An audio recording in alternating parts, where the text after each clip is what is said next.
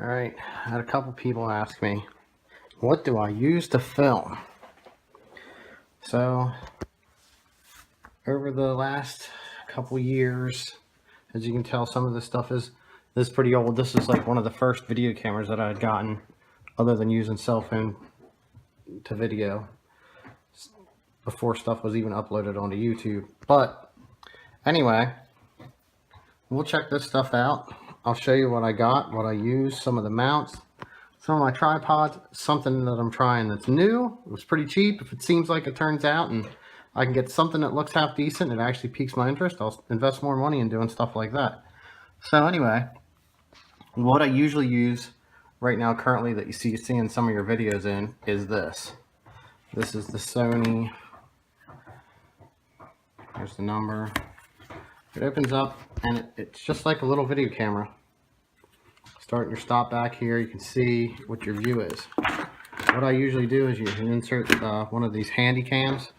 You can either use this one, which is the one that I usually use because it's a higher quality, newer than the black one. Black one is AS15. Where's the number? There you go. Right there. ADR AS100V, and this one is actually waterproof on the case. It's like resistant, it's got seals and stuff, but it just goes in here like this.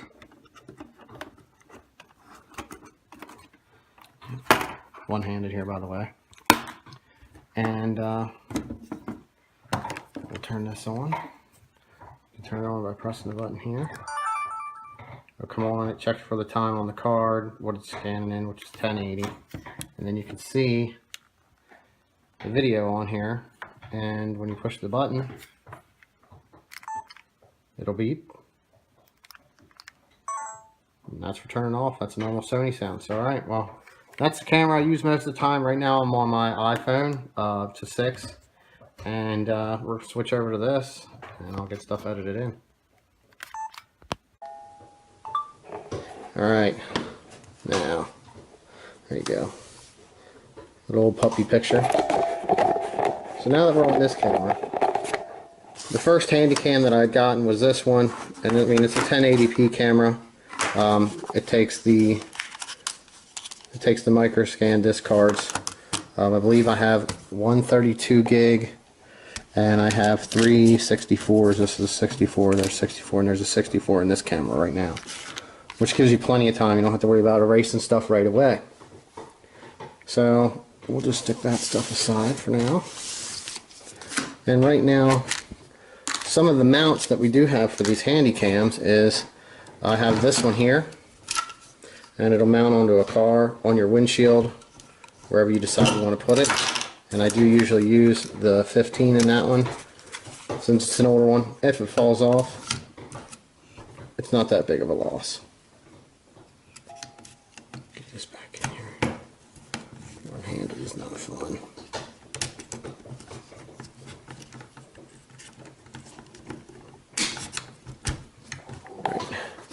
For some reason this is in the way. It's this seals up. It's supposed to be water resistant. A little bit of a shockproof case so that when you mount it on the car, if I can find some footage, I'll throw that in here.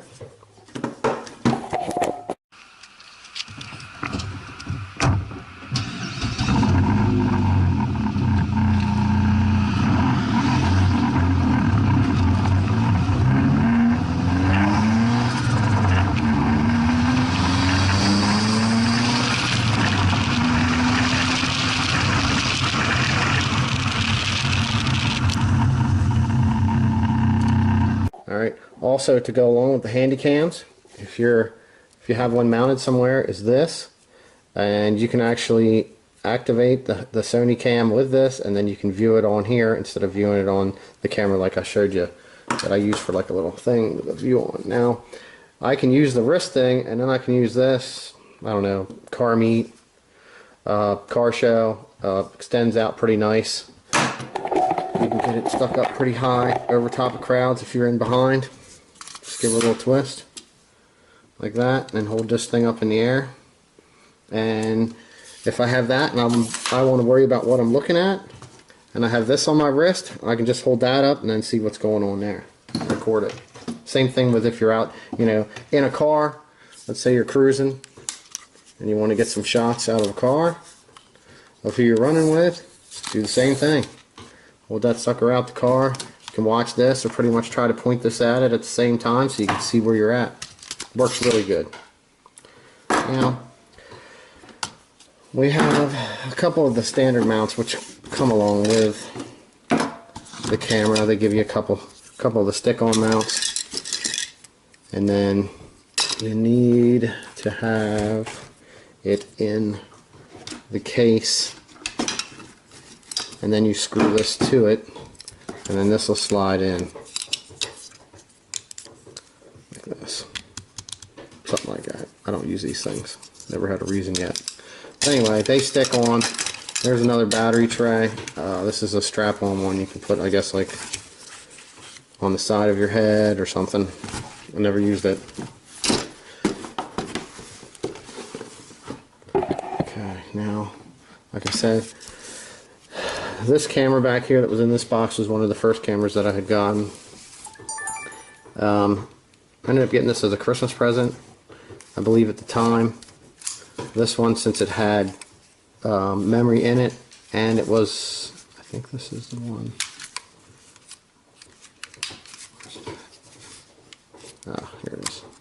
Been so long since I used it. This one has 4 gigs of memory on it, and then you can put a card in it to upgrade the memory.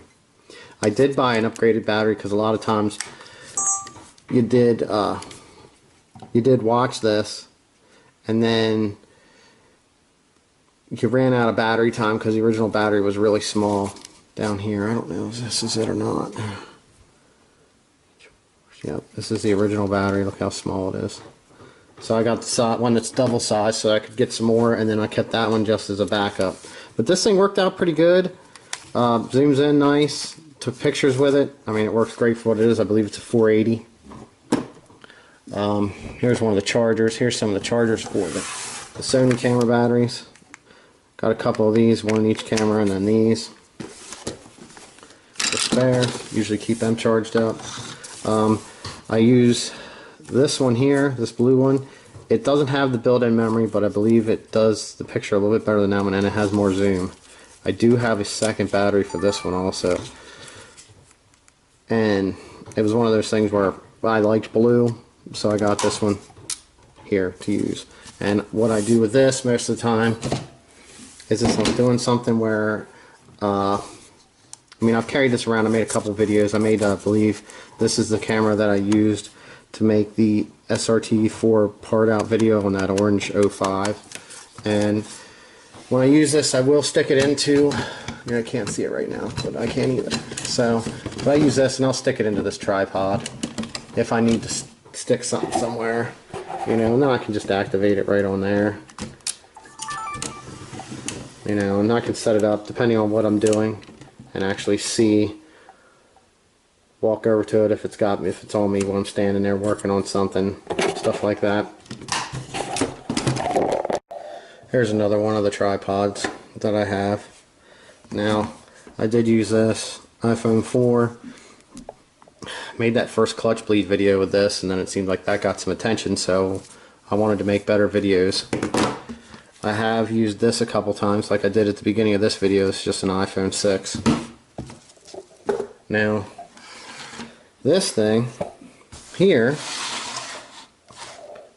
this little drone, it was cheap. I seen it, you know, I can stick my phone in here, and then it'll link up to here, which has a camera, and it doesn't get any audio, but I can get some photos with it, and I do have some, so I'll insert that one of me crashing it into a tree. So that's kind of pretty much what I use to make the videos with that you see, along with, yeah, all the unimportant stuff, you know, the bags, a bunch of the wiring, you know, different hookups, different controls, you know, all the stuff that's just in here, different things, you know, that came with the cameras. I kind of have in my own little Tupperware container, but that's where the videos come from.